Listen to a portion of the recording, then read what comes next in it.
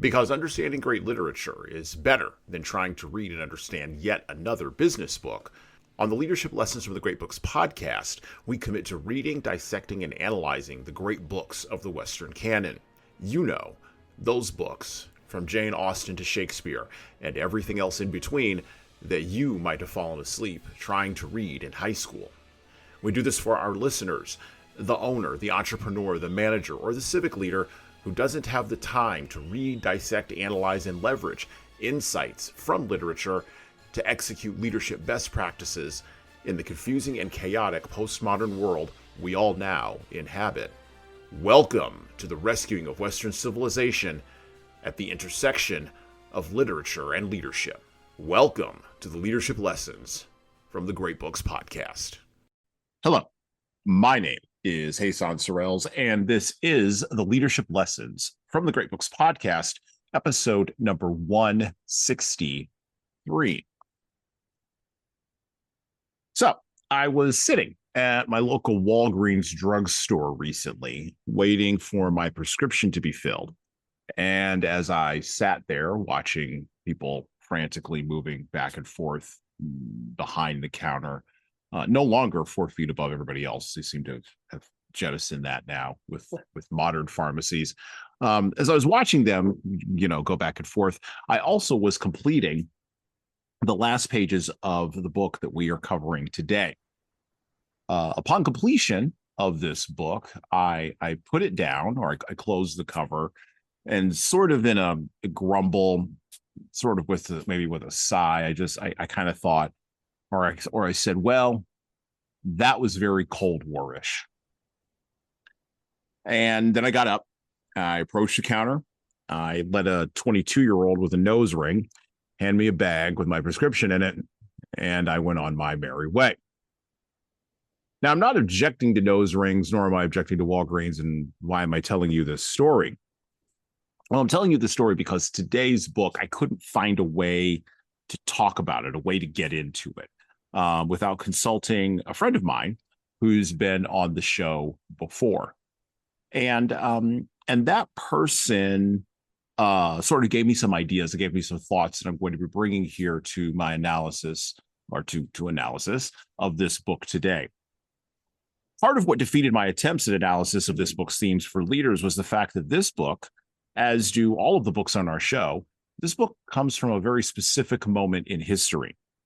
It is a moment that has passed, but the moment's ripples, or the ripple of the moment, continue to echo down through the pond of history to us even now, today.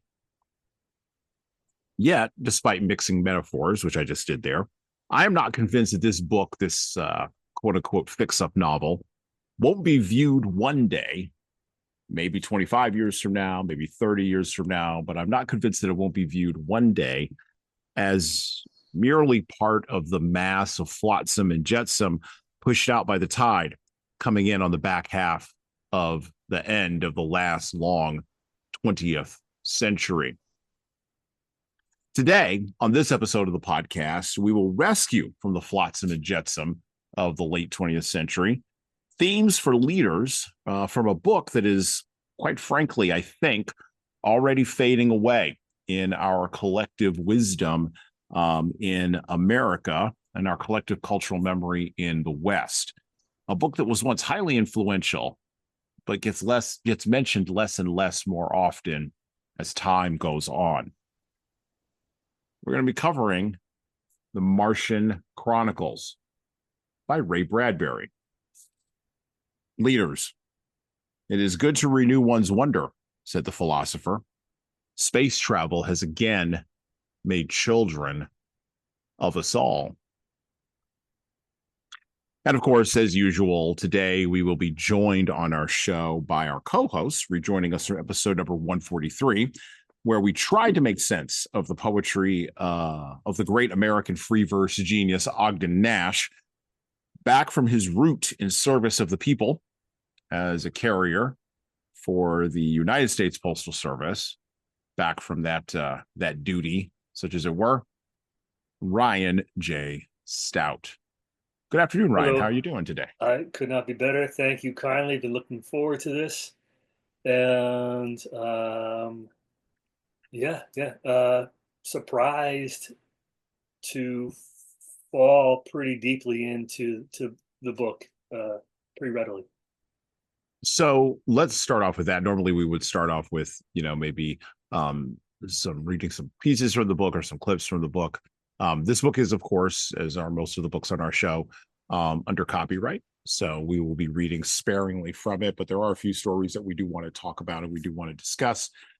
We will summarize certain sections of the book. There's a couple of stories that Ryan wants to really reference and wants to really dig into, and we'll do that. There's a couple that I really want to dig into, and we'll do that. But to open up our show, or to open up sort of where we're going to go today, or set the tone maybe for where we're going to go today, I'd like to hear from Ryan. What do you think about the Martian Chronicles? You said that this was a really fast read for you. You kind of moved through it very quickly. But I'm assuming you read it at one point in time in your life, and now you're reading it at another. So talk to us a little bit about the Martian Chronicles, about your experiences with Ray Bradbury, because you weren't on our co-host when we did Fahrenheit 451. That was John Hill, but a man as well versed as you in reading and in literature, you had to run across Bradbury before. The thing that so he's a truth seeker, and a lot of times artists, authors, I believe Stephen King references his muse as an angry, short, angry Irishman or something, wearing a derby, having a cigar in his mouth, constantly yelling at him that his he's owed pages. Yeah. He's owed, and so that, but also a truth seeker. And so when you're able to combine so many themes of the human condition and spread it literally across almost a galaxy anyway, because they reference it's not just Mars. It encapsulates Jupiter and Saturn and exploration. And like, I didn't know that much about this book. I love how it's laid out in essays. I love that form of storytelling where you're getting the insight into, you could go long form and you get insight into, say, the macro, and then you have short snippets of these a paragraph or two, which kind of dive into the micro of philosophy and behavior and how it fits into the larger picture and how all those things are essentially connected. You can't like remove an entire section of history from life and say, well, we didn't need that. Let's just connect, the 1900s to the 1975 or something like that, or Right. 1900 to 1975. So, and interestingly enough, thematically, we're seeing a lot of things that have been repeating, I think, in more recent times, very recent times, and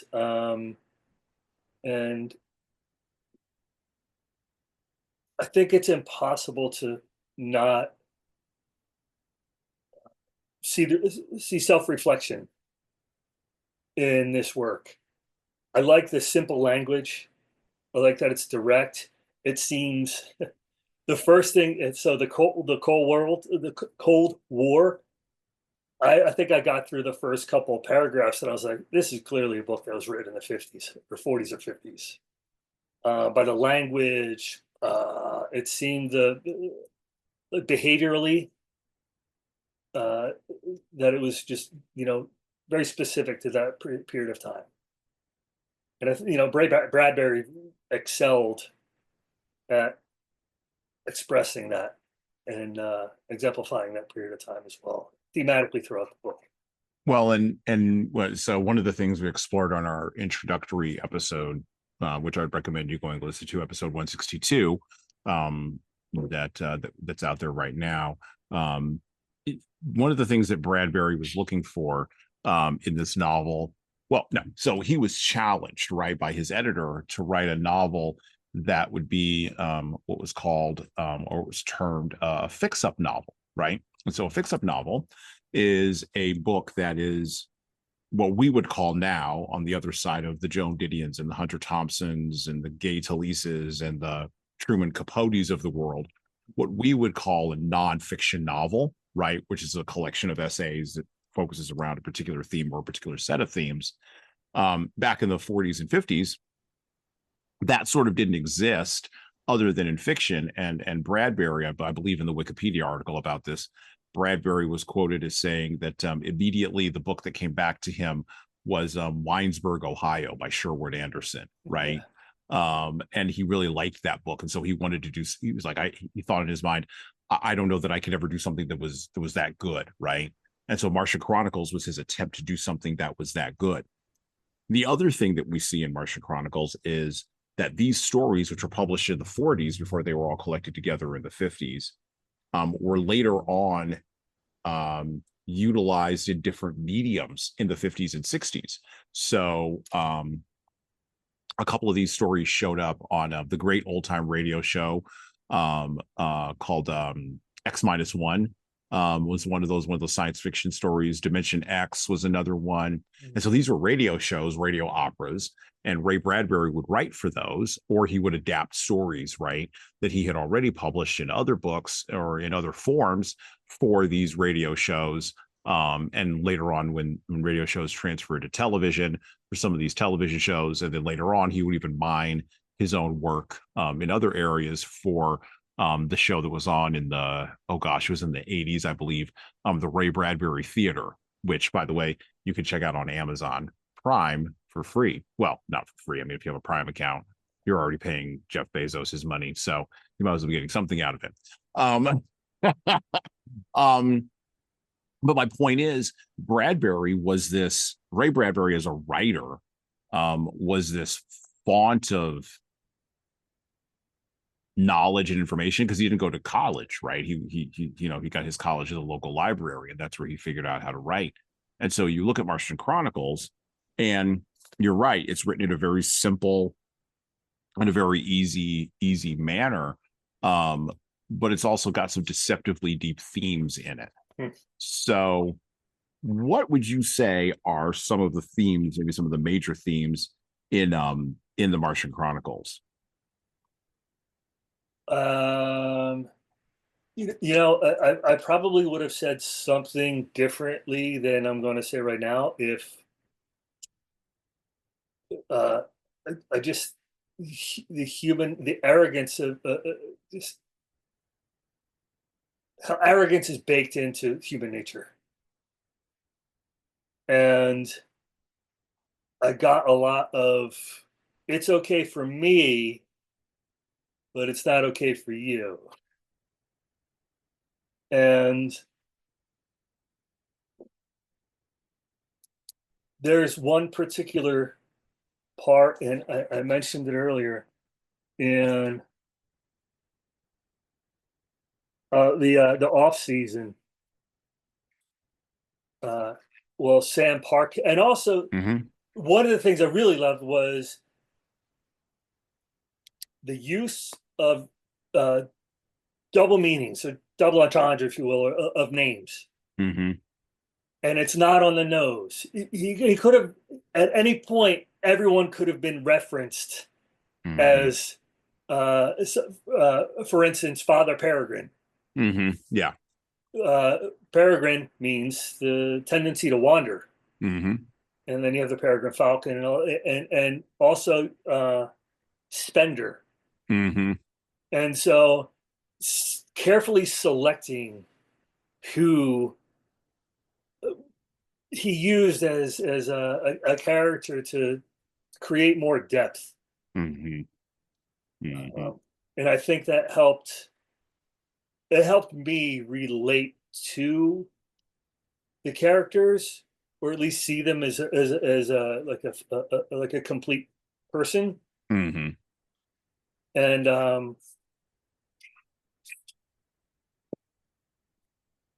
Yeah, that chapter was really upsetting, upsetting to me, man. Well, let's pull that out. So in my edition, because there's multiple editions of the Martian Chronicles, and so the edition that I have was published, I believe, was put together in the late '90s.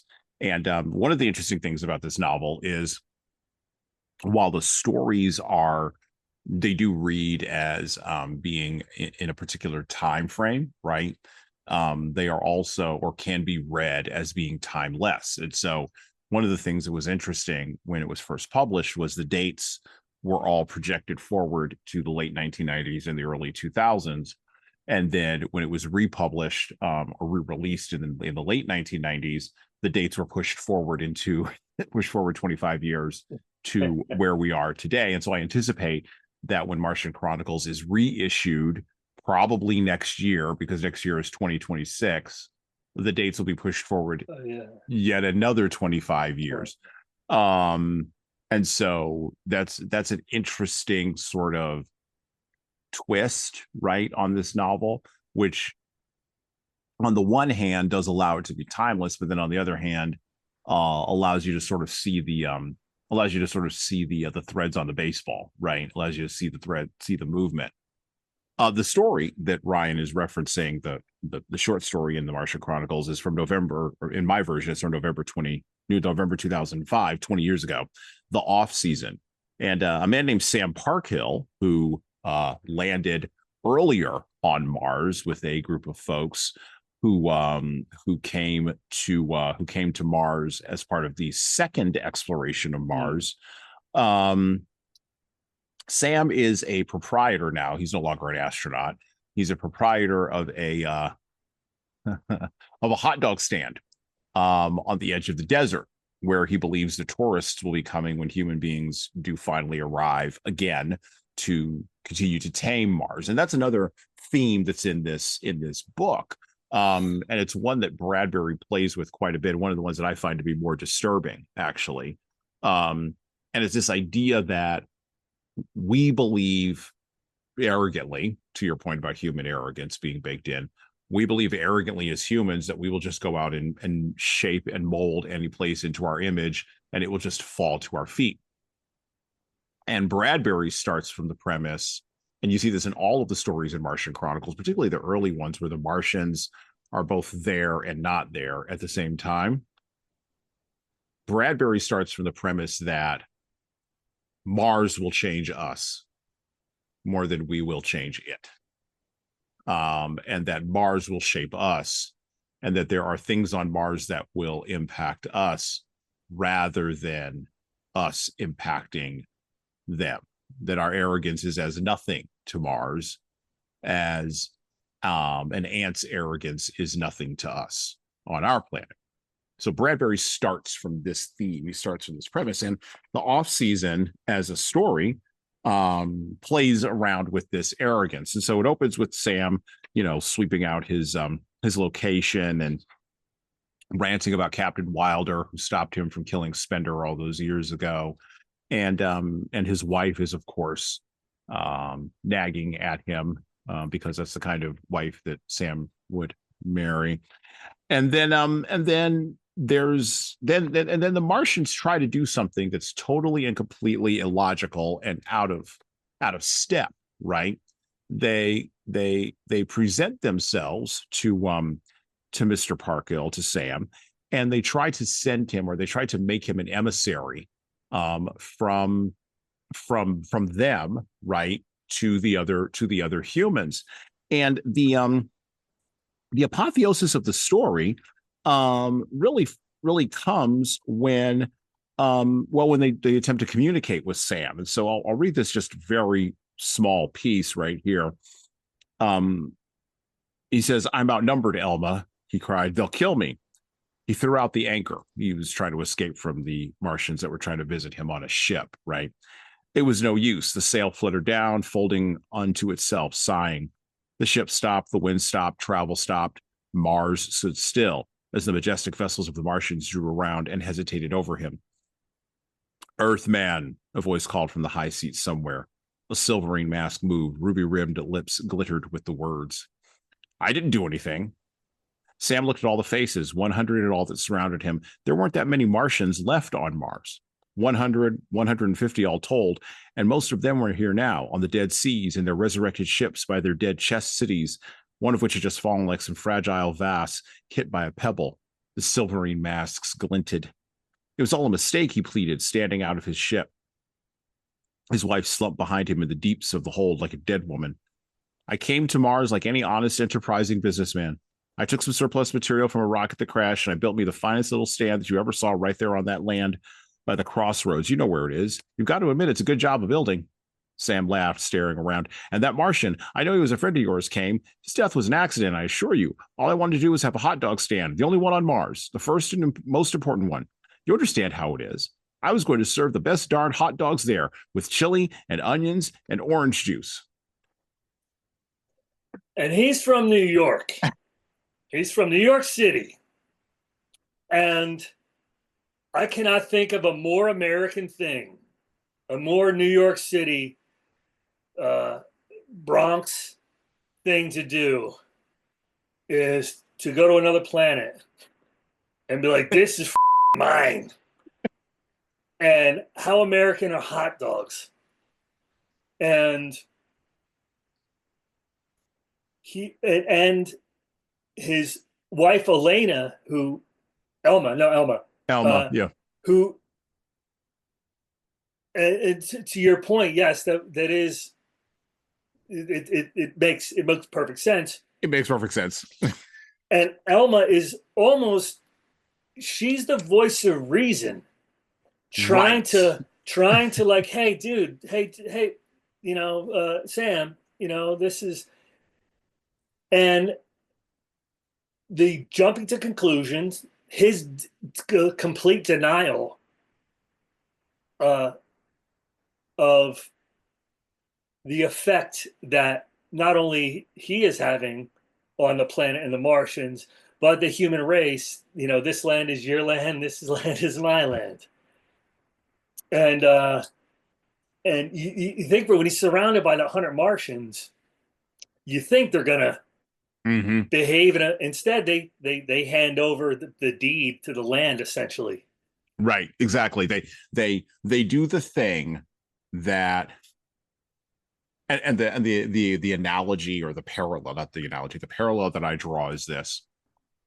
To your point about him being from the Bronx, what if the Native American tribes in Manhattan had understood the concept of ownership enough to have a deed when the Europeans showed up from England or from Denmark or from France or wherever the heck they were coming from transatlantically, and had handed the deed for Manhattan over to the English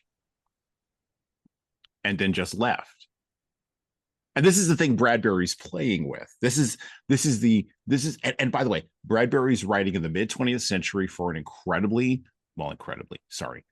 a culture that actually knew its history. And don't get me wrong, there's always been dumb people in our culture who don't know history, whatever, please. There was never a halcyon era of this. But I won't say there was never, yes, there was ever a halcyon era, and it was a matter of degree. The number of people who would have caught the allusion in that story to the Native American tribes at Manhattan would have been huge among his reading public, particularly among the reading public that really valued science fiction. Bradbury was the first author, along with Isaac Asimov, Arthur C. Clarke, and of course the great dean of science fiction, Robert Heinlein, who really took science fiction and moved it from being a genre of mere kids stuff like Edgar Rice Burroughs or H.G. Wells to being something that was more serious and more literary. Without Heinlein and Bradbury and Asimov, and you don't have Philip K. Dick, you don't have Charles Gibson, you don't have any of those guys, right? Even down to today, you don't have Neil Stephenson, who's writing science fiction novels that are like Bibles, just squirting them out like chiclets, right? You don't have that, right? And so these ideas that Bradbury's playing with were ideas designed to sneak along science fiction and move it from the bottom pulp shelf into the top shelf of literature in the mid 20th century. By the way, the story ends, just so you know, and this is no spoiler alert. Book's been out for 80 years. You can go find this, but the story ends with the first major apocalypse that occurs in the book. That's what yeah. But the apocalypse observed not from on Earth, the apocalypse observed from Mars. And of course, Elma, in all her helpfulness, picks up a toothpick, starts picking her teeth, and says, well, you know, this will be a really bustling location, a really bustling place in about 1 million years. And before that, Sam is going on. He's like, I think directly he says, think of it, 100,000 Mexicans. Yes. Just kind of out of nowhere, and then inciting that's the particular race, and the only time that like it's the, at least that's just how I read it, like the godlessness of the Earth people. Yes. And the spiritual connectivity to the land and each other on Mars is why I would think people would want to go there, because they're escaping Earth because of X, Y, and Z, right? There's capitalism or social unrest or you know, whatever people want. I think there's freedom. They talk about freedom early in the book, and to leave a dying planet to kill another planet in in a fraction of the time. Well, it opens up the question for me on this book.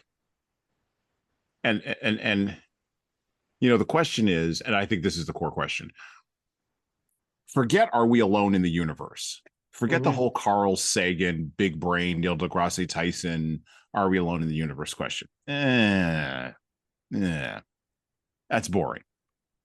The core question for me is, are we alone in the neighborhood? Like, the neighborhood has 9 planets. It's a small neighborhood. I'm not really worried about what's happening on Alpha Centauri. Just like I don't think anybody on Alpha Centauri is worried about what's happening here. If there is anybody there to worry, even if they have a conception of worry in the same human way that I worry, why would they? Right? Okay. I'm more concerned or interested, depending upon your perspective, on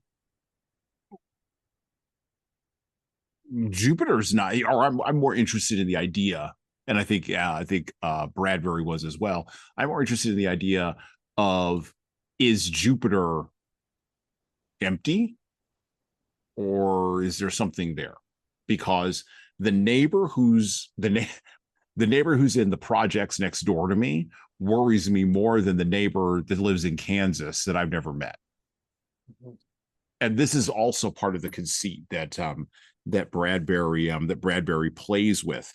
One of the other things that jumps out to me about the book, and I don't know if you'll agree about this, but I'm a space travel guy. I'm fascinated by it. Star Trek, Star Wars. I love all that crap, right? I've talked about some of that on this podcast before.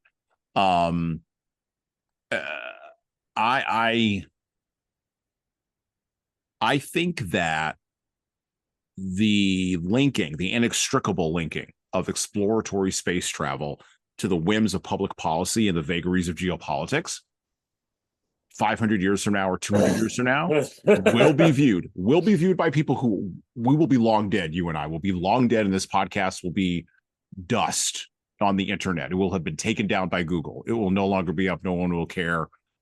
People will have moved on, right? But that act will be viewed as probably one of the most fundamentally illogical acts of the late 20th century. The attaching of something a vision so big to something so small. And to your point, it dovetails with that idea of human arrogance.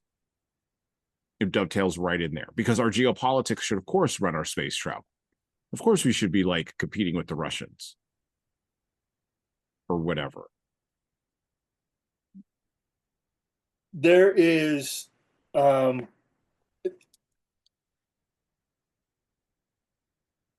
So we talked about, and this is, so the first captain Mm-hmm. and Spender are Mm-hmm. the redeemable characters. Yes, yes, they are. And I mentioned spirituality. In those two characters, you see that they're not godless. No. Whereas rest of the characters, I mean, when they're yee-hawing and whooping and talking about drinking wine by the canal, Mm-hmm. and I'm going to go party. I've earned it. I came here from Texas, blah, blah, blah. And you earned, what did you earn? It's a kind of, and it's this like self-importance and um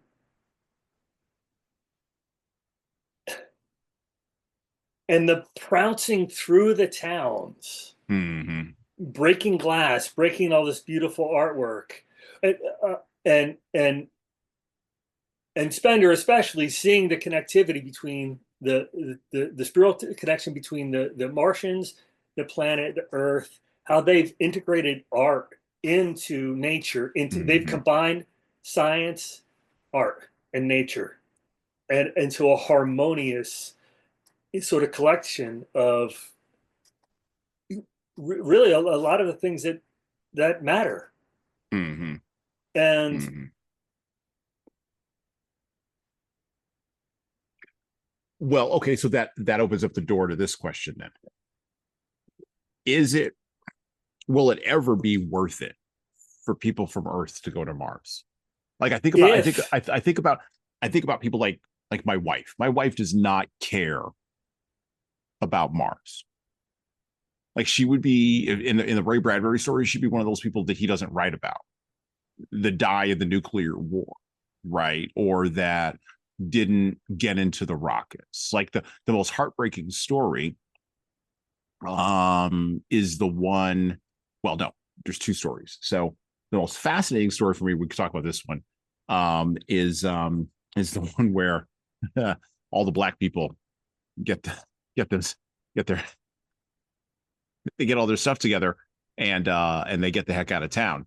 Um, and way in the middle of the air, June 2003. That's interesting. We're going to talk about that one. Because for me, as a person who has a high melanin content and lives in the United States of America, I found that one to be quite interesting.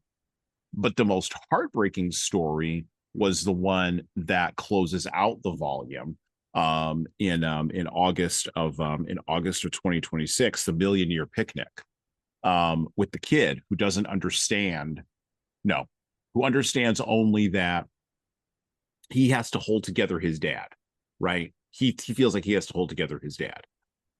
But then there's a turn where the power shifts, right? And now his dad is holding him together, right? Because he's the full weight of the realization that we can't go home again. You actually can't go home again. There's no home to go back to because a second apocalypse has occurred, right? A second atomic war has occurred. And now like Mars is the only place you got. There's nothing else left, right? There's nowhere to go back to. There are people like my wife and many others who do not give a tinker's damn about Mars and won't leave the Earth even if you paid them. And I think there'll always be those people, right? Mm-hmm. But then there are the people who do want to go and who do want to go there. And they will come in a wide variety of personalities and positions. They will come like Sam Parkhill and Spender and the captain, but they'll also come like the senator and his wife and his sons. Mm-hmm. They'll come like the guy to retire. To retire, right? The retirees who came there and saw their dead child, right? Because the Martians are going to screw with you, right? Or they're going to come like, case in point, they're going to come like the black people, just escaping oppression. Which, by the way, one of the questions I had, sub question underneath, we should answer this first one: is it going to ever be worth it to go to Mars? Sub question: did the black people, when the first nuclear war happened and the Earth sent out the signal for all the people to come back, why did all the black people go back? Bradbury never answers that question, or did they? He never answers that. He just sort of leaves it open for you to like speculate on. Because I wouldn't have gone back. I'd have been like, no, we got the rocket. We tore that sucker down. We set up a hot dog stand. Actually, we didn't set up a hot dog stand. We set up a soul food stand over there. Ribs. Ribs, yeah. Martian ribs.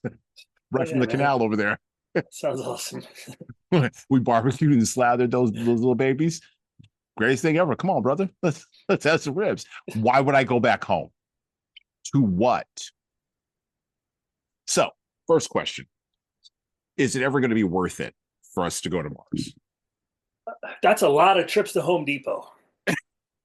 It is. Yeah, or Lowe's or whatever your thing is. I mean, because this is the problem that everybody has with Elon Musk talking about SpaceX. Everybody who's opposed to him won't say this. They won't say it out loud. They don't have the guts to say it. But what they want to say is, we don't think that what you're privately spending your money on, along with taxpayer dollars for sure, but what you're spending your money on is worth it. We do not think that there will be a benefit for this. You should stop. They won't say that out loud. They coach it in other terms like, oh, he should spend his money on feeding poor kids in India or fixing the environment or, I don't know, making a longer lasting light bulb. Anything but this thing that we don't think is worth anything. I was watching Roman. I can't think of his name. He's a PhD. He is an AI. You may know who I'm talking about. He's an AI safety. Okay. And so he was saying, so the interview I was watching, the host was holding up signs with just little signs with dates on them, like 2035, 2045, 2070, something like that. Mm-hmm. And the host said, what do you think it's going to be like in 2027? Mm-hmm. And then he projected a little bit. He's like, of course, this is just my opinion. I can't see that. And then when he got into like 2050, he said, he said, it is so far out of the scope of what I can even relate to, because everything might be different. Everything. People might be half machine. People may not be around. So to project on how society is going to function in something like 40 years from now, 30 years from now, 25 years from now is so far out of the purview of what we have experienced as human beings live in an analog life primarily, and technology is evolving.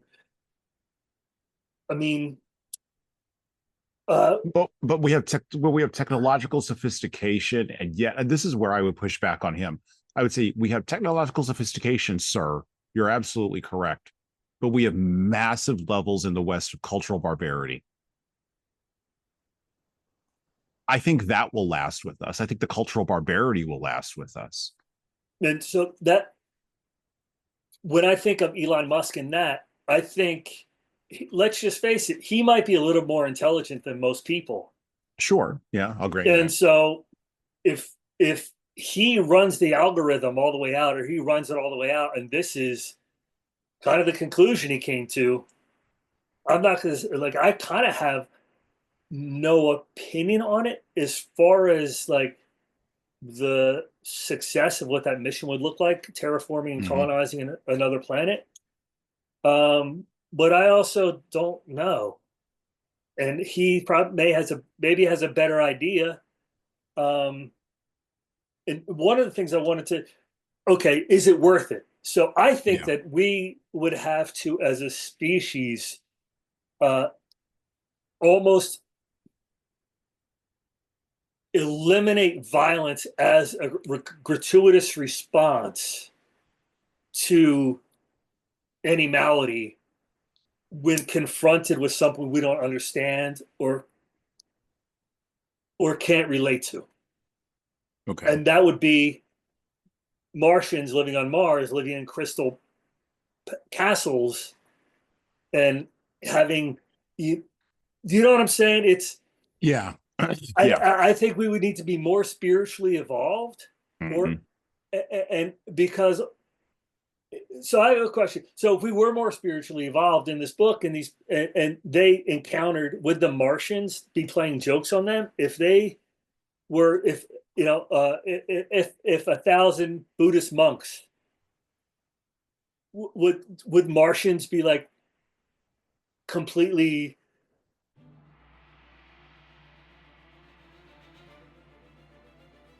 Hello. So I'm going to do some shilling here, and hopefully this will be a pause in our riveting conversation for you. I have an offer for you. My most recent book is 12 Rules for Leaders, the Foundation of Intentional Leadership. It's available in paperback, hardcover, or as an ebook on Amazon, Barnes & Noble, Kobo, and any other place you order books. Now, in this book, I address the 12 leadership areas that I have found leaders need to be the most intentional in to be the type of leader followers actually want to follow. From establishing a foundation of leading teams through managing conflict effectively, all the way through leading teams through change, knowing what to do and why to do it can help readers, like the ones listening to this show, become better leaders. Look, reading this book and living it is like getting coaching from me directly without having to pay my full coaching rate. Head on over to leadershiptoolbox.us, that's leadershiptoolbox.us, and scroll down the homepage and click on the Buy Now button to purchase in hardcover, paperback, and Kindle format on Amazon 12 Rules for Leaders, the foundation for intentional leadership. And that's it for me. Now back to the show.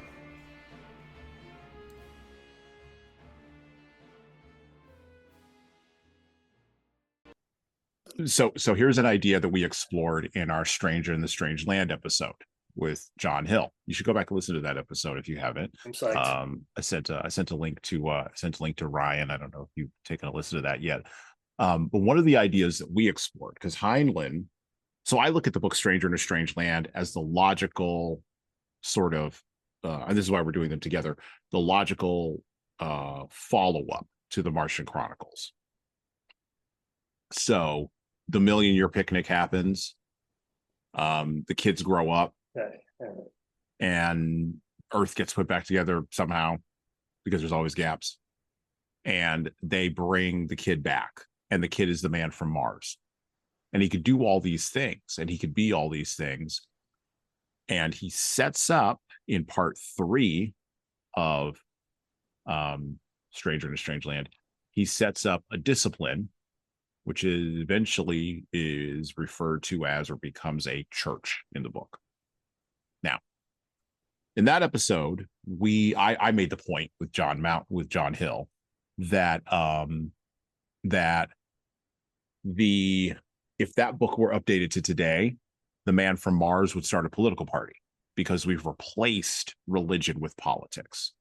I know from some professional therapists that I talk to who are part of my inner circle, that a child's first political identity is forming right around 9th grade now, which is absolutely insane to me.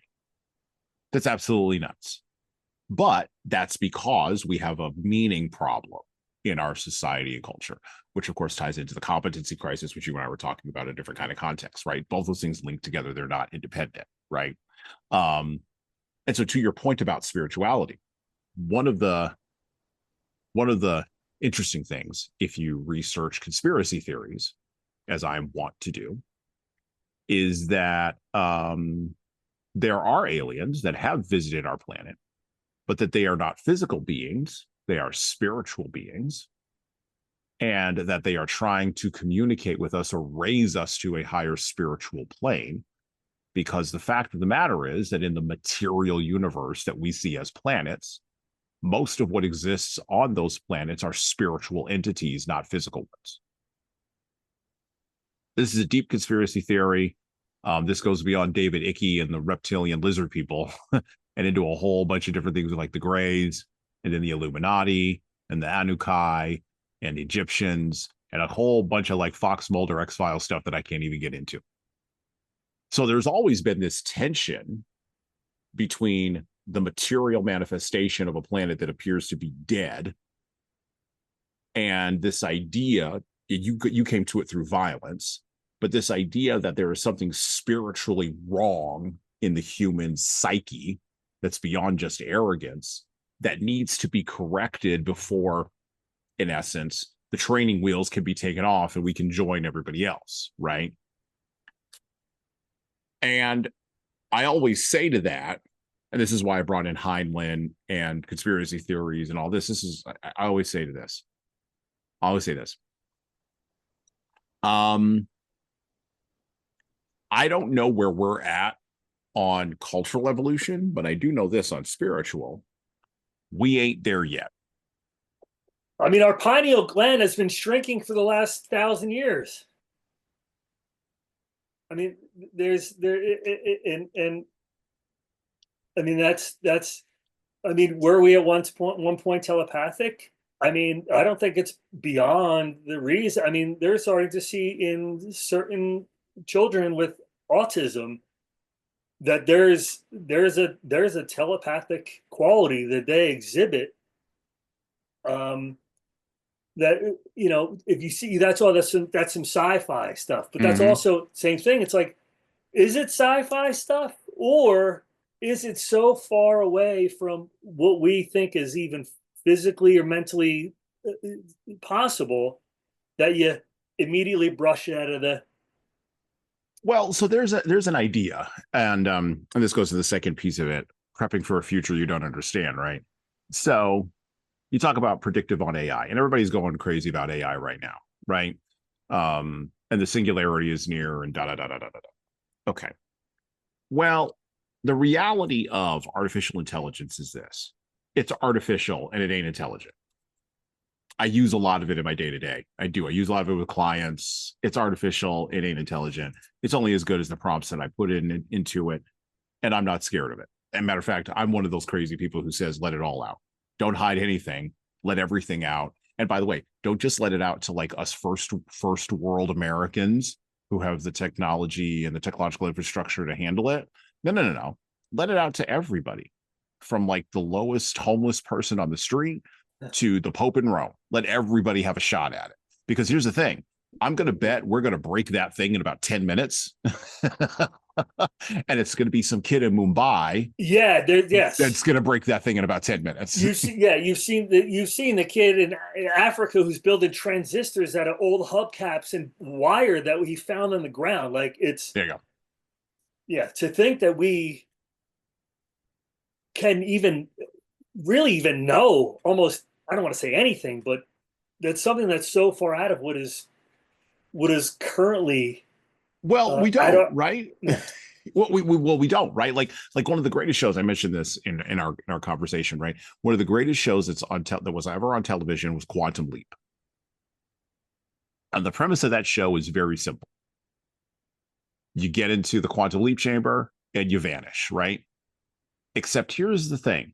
You could travel through time, but you can only travel through time in your own lifetime. And there's a certain conceit in that that's brilliant. Because Scott Bakula. Great. By the way, the NBC tried to relaunch Quantum Leap, and it didn't work. I watched like 4 episodes of the new season, like from like 2 years ago, and I was like, yeah, forget this. And then I left.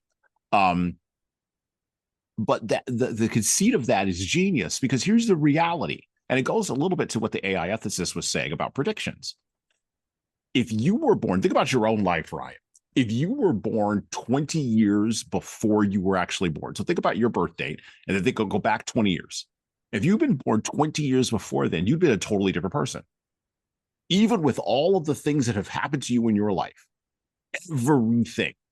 But you wind that clock back 20 years, now you're a totally different person because you're coming up under totally different circumstances. Now, think about the year you were born in and wind that clock forward 20 years. You're also a totally, completely different person. For one, you're 20 years younger, but you also came up in a totally different kind of social culture, spiritual culture, psychological culture. 20 years, we don't think as humans that 20 years makes that much of a difference.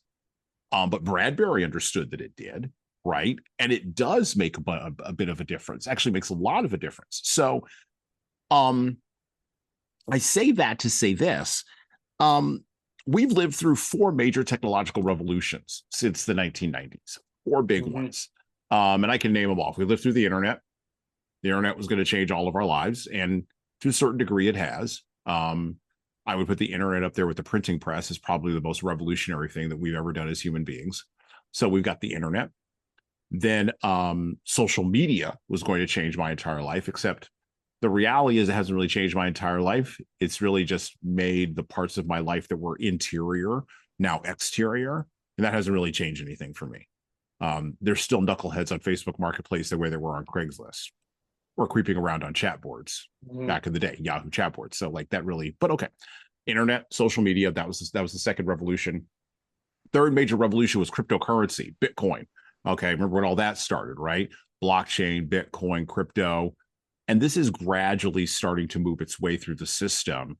I do think in 20 years, Bitcoin will be, and cryptocurrencies, not necessarily Bitcoin, but cryptocurrencies of some form or another will be commonplace. But it was a slow moving revolution. And now we're into the fourth one. And this is the AI thing, right? That's being plugged to us, right? So internet, social media, crypto, and AI. And if you had woken me up and told me in 1989, when I was like 10 years old, that those are going to be the four major revolutions of my time, I number one, I wouldn't know what the hell you were talking about. And number two, I wouldn't have believed you.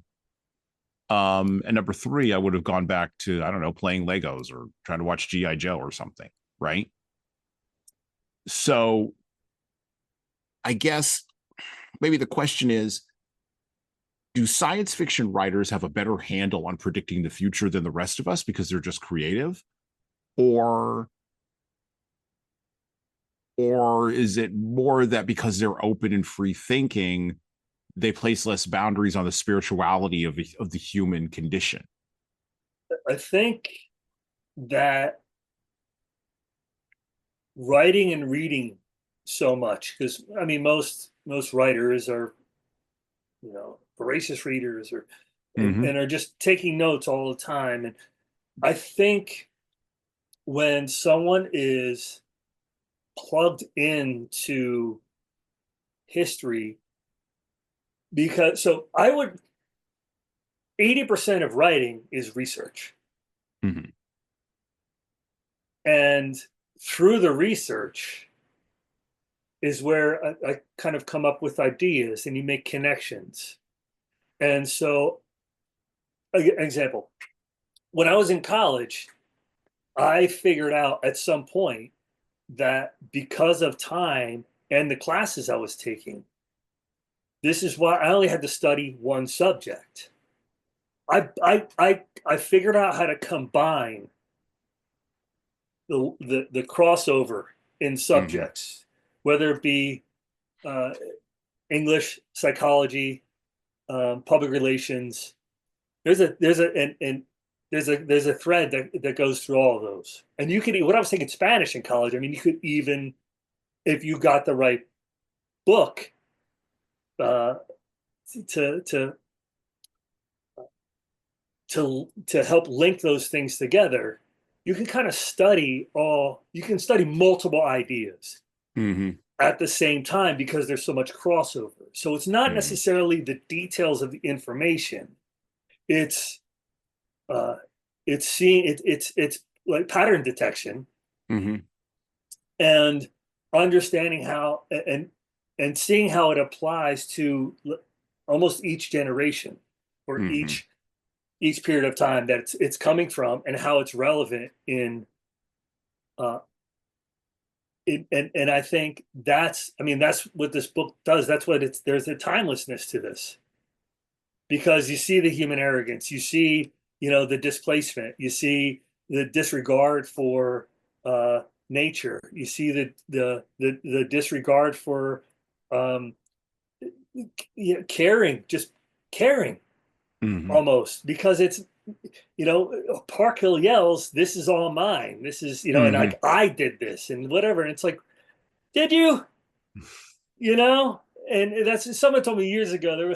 There's some truth to it. but like in AA, you know, and I know public radio, but in AA, there's someone told me years ago, it's like it works so well to help people stop drinking that the people like the people started to think they did it all.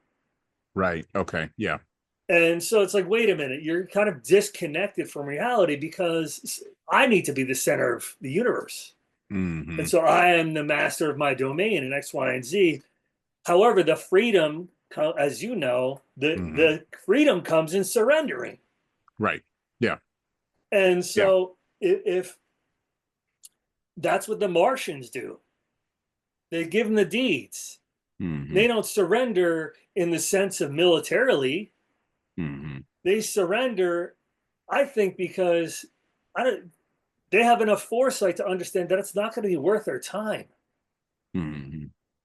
Um, and you're talking the interplanetary. So this is I haven't shared this with anyone, but years ago I had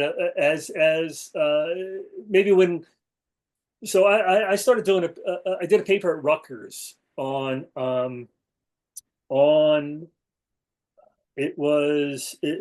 with environmentalism and global warming, Sumatra and Borneo and that entire area of the world.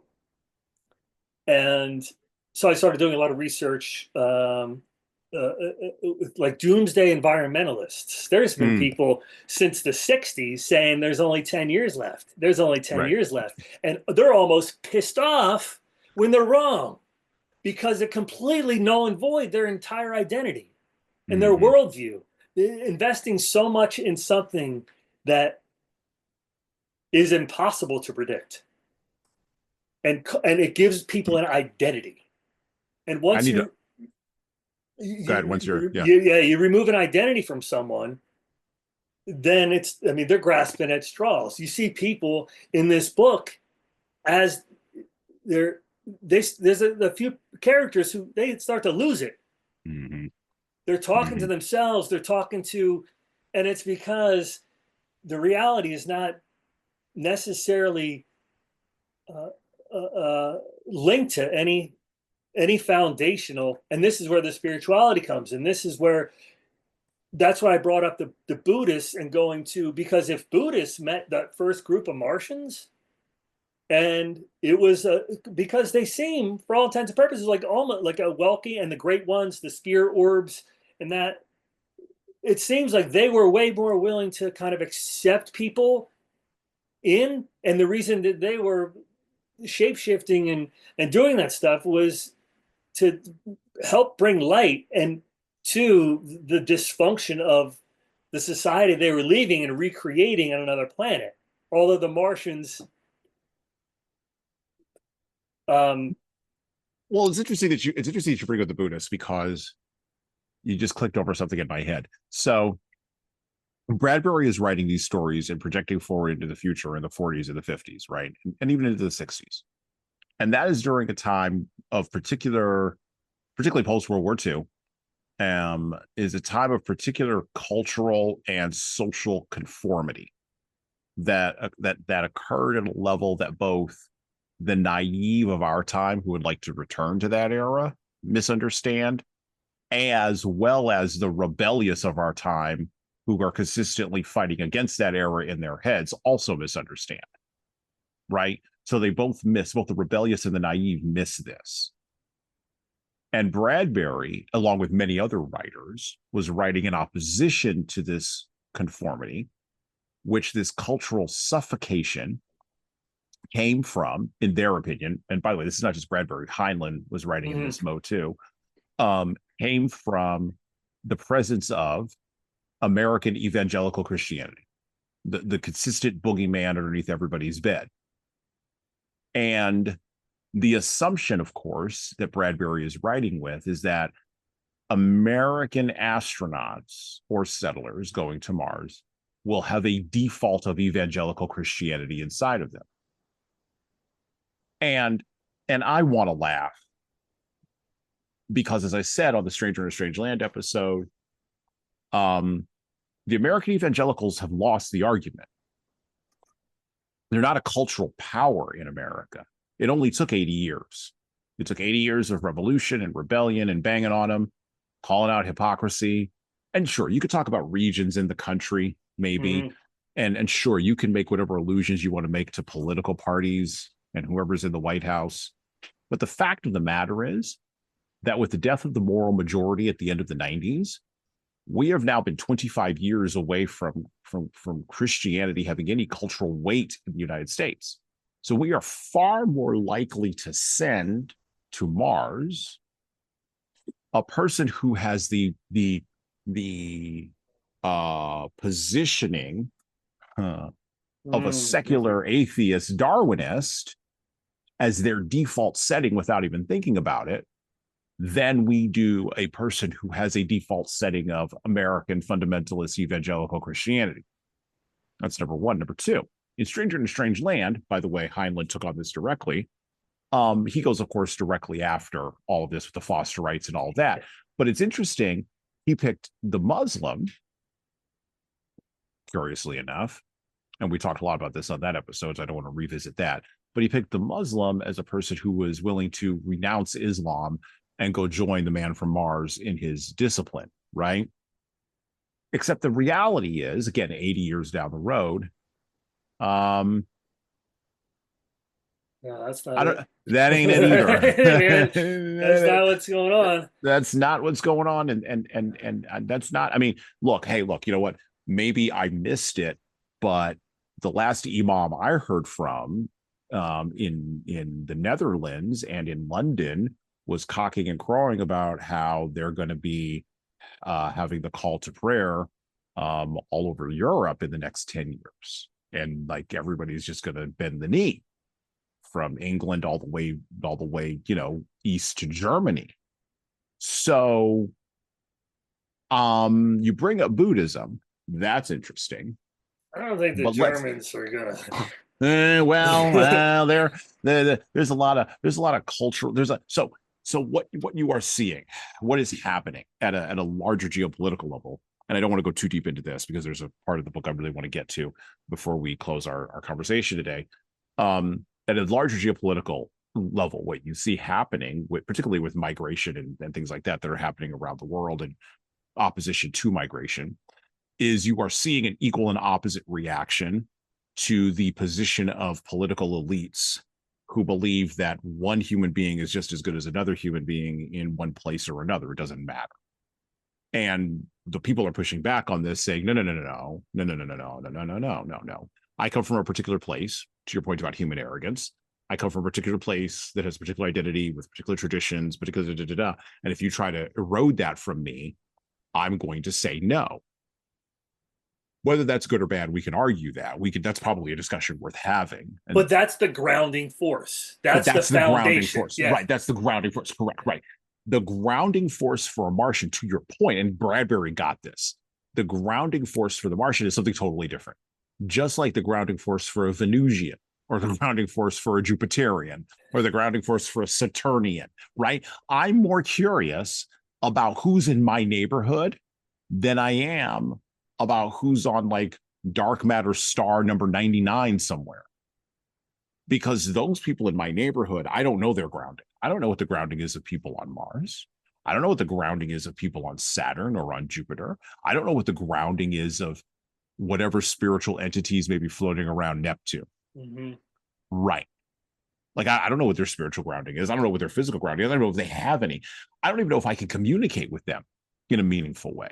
And so all of this comes in, and I agree that if we'd sent Buddhists, if Bradbury had sent Buddhists to Mars, maybe the outcome would have been different, or maybe the human grounding that appears different to us in all these identities isn't really that different at all.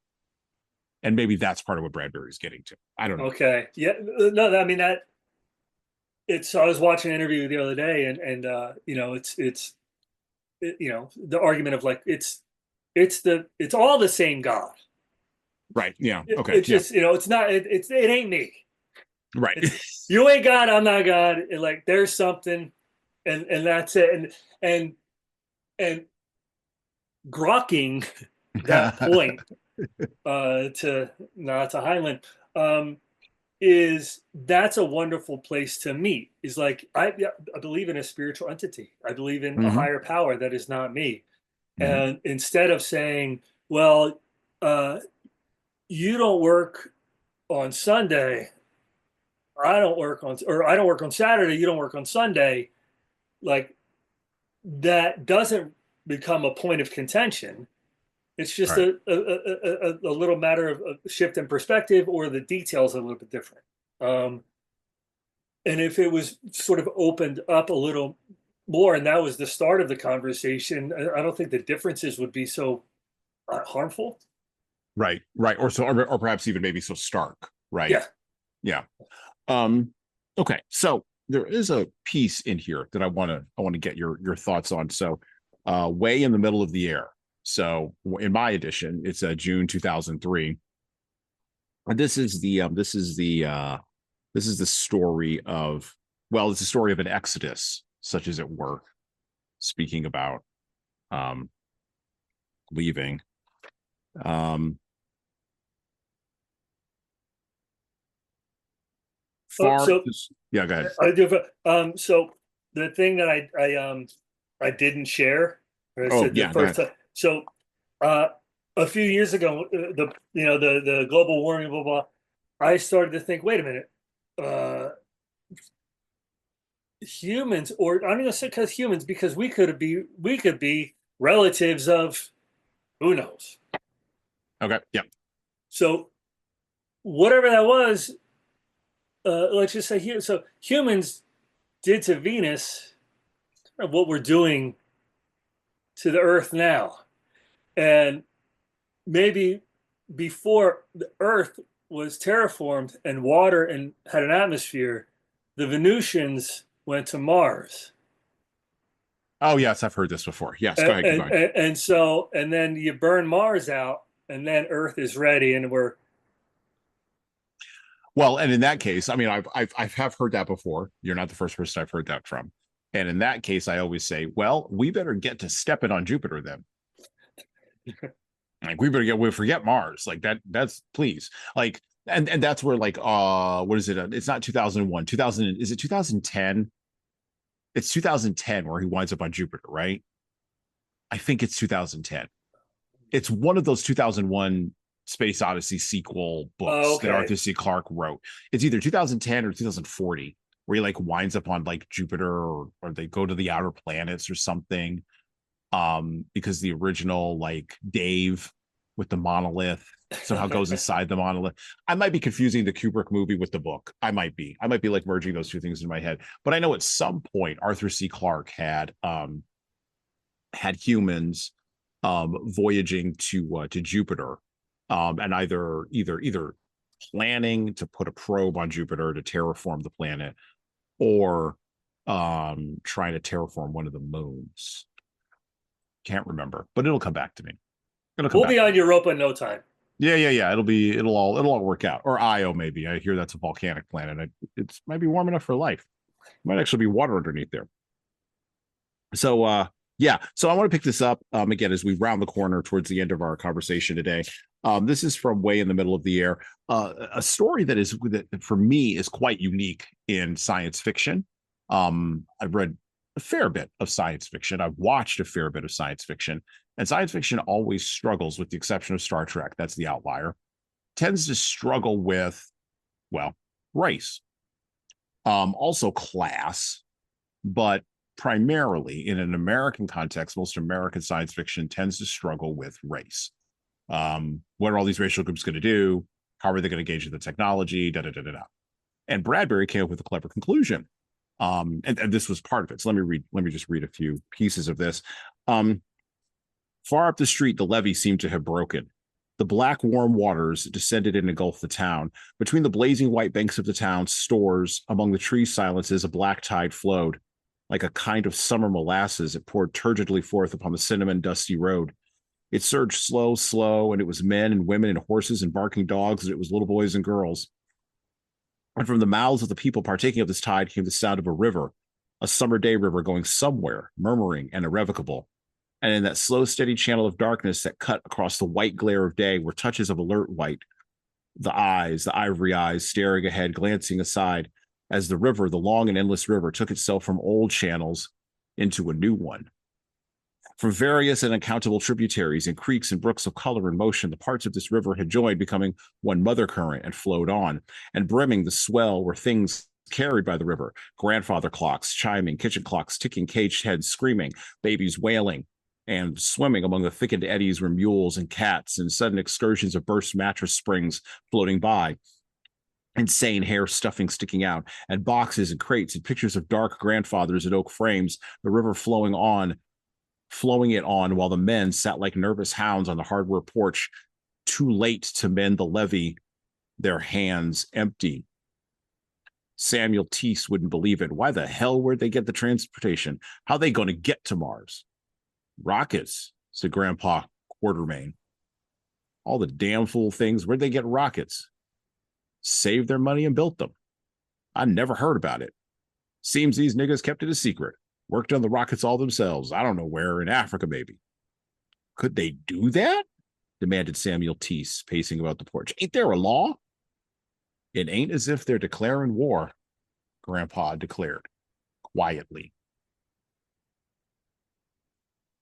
This is one of the more stunning stories in the history of science fiction. It's subtle. It's very subtle. Yeah, but even though it seems kind of like really obvious, but there's so many subtleties within that little bit that you read.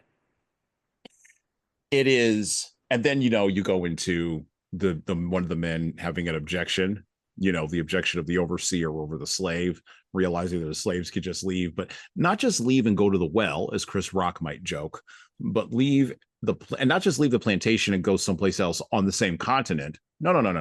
Not just that. No. The slave is leaving the planet. The imagery that came into my head, because I'm currently in my Bible in a year reading, I'm currently, for better or worse, trapped in the book of Ezekiel in the Old Testament. This will be my third or fourth time through the Bible in a year. I recommend everybody do it. Even if you don't believe, just get the book under your belt. It's good to get the book under your belt. But I'm reminded of the Exodus, how the Exodus is described in the Old Testament, right? Where there's a great line in the Exodus where basically the Egyptians throw gold and jewels and baubles and stuff at the Israelite slaves as they literally walk out of town. And of course, just as in previous tales referencing other things, the allusions in this story are to the exodus of the Jewish people from Egypt, and Bradbury would have known that his audience would have recognized those allusions, or would have at least caught on to them, because we had a more biblically literate country at that time. Whether people believed it or not is a whole different thing altogether. But they were biblically literate. They knew the stories, right, as an underpinning to make references to other things. Okay, well, it's interesting to note that he combines this together with his thoughts on segregation, on oppression, on slavery, on Black and white relations. And of course, the story ends with the rocket closing up and everybody, all the Black people, just taking off and leaving. And of course, for me, the irony in this story is Bradbury doesn't write a follow-up to it. As a matter of fact, in most of the other stories that follow on in the novel, he doesn't even make a reference to it. Yeah, it's gone. It's gone. It's completely gone. Well, I mean, the like Moses was it was a calling. Oh, he was. And so when you said you personally would have stayed if you weren't. Oh yeah. So you're right. He doesn't write in other things. You don't know. There could have been a calling to go back to Earth for some particular. Right, but like, why would you? but why? And Like even after let's be remember I said the whole thing about quantum leap, right? 20 years one way, 20 years the other. mhm. Okay. So I was born 10 years. 10 years. I was born 10 years after the height of the civil rights movement. 10 years after. Um that is enough time with enough things having changed to where now that was when I was born, to where when I came of age, right, or came into my manhood 10 years after, 20 years after that. I was there. Right, exactly. The the results of the civil rights movement had flowed down to me, right? But and we explore this sometimes when we read books during Black History Month. Um the I can appreciate the energy of the folks who came before, but I got bigger problems right now, right? I got to deal with, I don't have Eldridge Cleaver problems. Let's put it Yeah. that way, right? I got different kinds of problems, right? And if I'm on Mars and my mother or my father left Earth 20 years ago, What are the what's yeah what's that going to look like? what's that going to look like? And of course, Bradbury is mute on this, and again, curiously mute because like he references. So remember the story of the man who, after the first exodus away from Earth, he finds the one telephone that works on Mars, and he answers it, and then he goes and meets the woman, and it turns out she's Genevieve. Genevieve, right? It turns out Genevieve is a mess, and, and he gets in his car and drives as fast as he can. He drives 10,000 miles away. And then later on, he is referenced in a story where, like a third expedition comes to Mars, and they find him, and he's on a rocking chair in the middle of a long abandoned superhighway, and they ask him, "Do you want to be picked up and taken to the other side of the planet?" And he goes, "Nope, I'm fine." Oh, by the way, I cracked up. I did. I cracked up. And again, Bradbury is visiting something. He's visiting a theme about male and female relationships, right? Even on a dead planet that is absolutely positively abandoned. Even if Sometimes you're you the last woman on Earth, I or on Mars, wouldn't, or on on Mars, the last woman on Mars, I would not entertain the idea of. Yeah, that's pretty powerful, man. That's pretty powerful. I got to admit, I did. I cracked up laughing. I did. I cracked up laughing.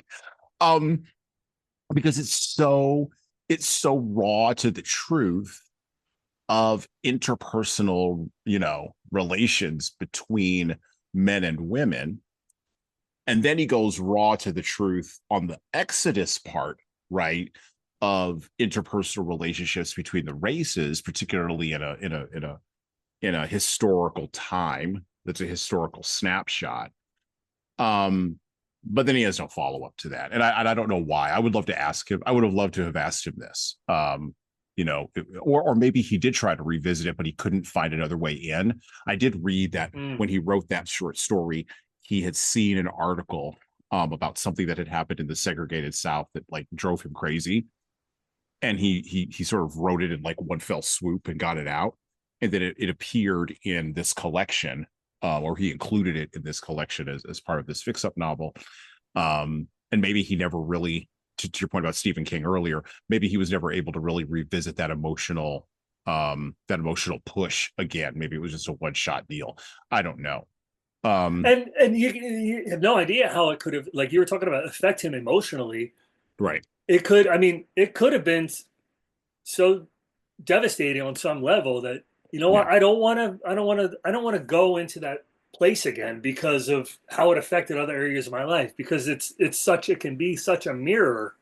Right. And I mean, writers, generally speaking, are kind of, sensitive people, and I don't know. Yeah, there's a lot of variables that could have been in play. Yep. Yep. All right. Well, we've talked for a little while. We gotta wrap up here. I've got other things I've got to do. You've got other things you've got to do. I gotta go coach some people and teach them how to do stuff. So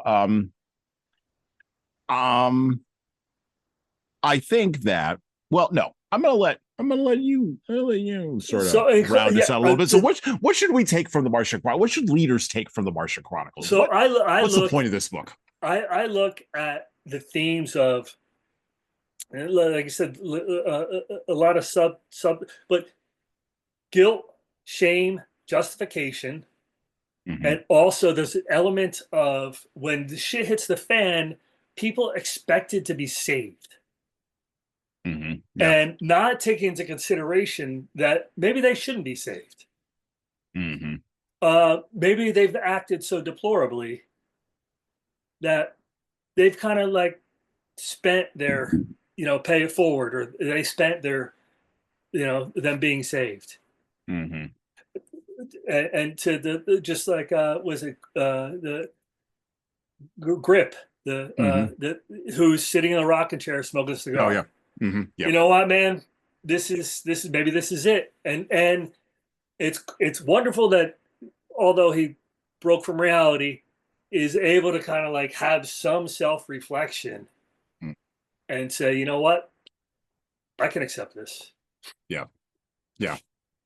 I think for leaders, as we round the corner today, first off, I want to thank Brian for coming on the show. Always a great time. Always good seeing you. Always good hearing from you. I think for leaders, a couple of different things. One, leaders have to have a robust cultural or social vision for whatever they want their organizations to be. I think one of the reasons why we haven't gone to Mars yet, and why we need someone as crazy or as a person who runs the algorithm, to Ryan's point, all the way to the end as Elon, is because we do lack socially and culturally a robust vision for what space travel would look like. We don't lack a robust imagination of what it could be, but we do lack a vision of what we are capable of.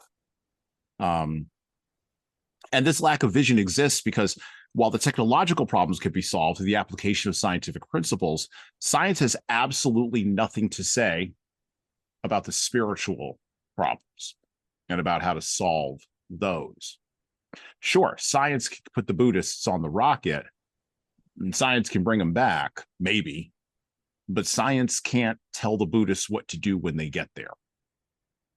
And all the training in the world won't help them. They need a vision. They need an idea. They also need something that I think we are finally wrapping our arms around culturally in America that we're missing. We need cultural confidence. And that confidence and that meaning, for better or worse, emanates from our leaders. I think accountability. And accountability, yes, that also emanates from our leaders. Yeah. And if we don't believe that we're capable or accountable as humans of executing exploration with wisdom, then we've only digested negative lessons from our history of exploration, and we have cavalierly dismissed and discarded all the positive ones. Look, say what you want about how the Europeans treated the native tribes in Manhattan. Without that happening the way that it happened, I wouldn't be sitting here having this conversation with you today. I just wouldn't. Maybe it might have shown up in a different kind of way, but more likely than not, probably wouldn't have shown up at all. Leaders provide cultural and social vision for the future, both at a family level, at a neighborhood level, but also at an organizational level.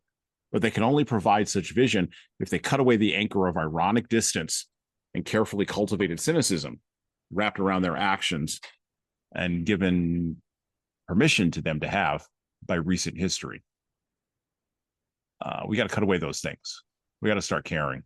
And I think that that's at the core of the Martian Chronicles by Ray Bradbury. I want to thank Ryan Stout once again for coming on our show today. Thank you, Jesan Sorrells. Thank you, Ray Bradbury. Thank you, Martians. And with that, well, we're out. Have a beautiful evening. Thank you for listening to the Leadership Lessons from the Great Books podcast today. And now that you've made it this far, you should subscribe to the audio version of this show on all the major podcast players, including Apple iTunes, Spotify, YouTube Music, and everywhere else where podcasts are available. there's also a video version of our podcast on our YouTube channel. Like and subscribe to the video version of this podcast on the Leadership Toolbox channel on YouTube. Just search for Leadership Toolbox and hit the subscribe button there on YouTube. And while you're doing that, leave a 5-star review if you like what we're doing here on Apple, Spotify, and YouTube. Just go below the player and hit 5 stars. We need those reviews to grow, and it's the easiest way to help grow this show. And tell all your friends, of course, in leadership. By the way, if you don't like what we're doing here, well, you can always listen to another leadership show. There are several other good ones out there. At least that's what I've heard. All right. Well, that's it for me.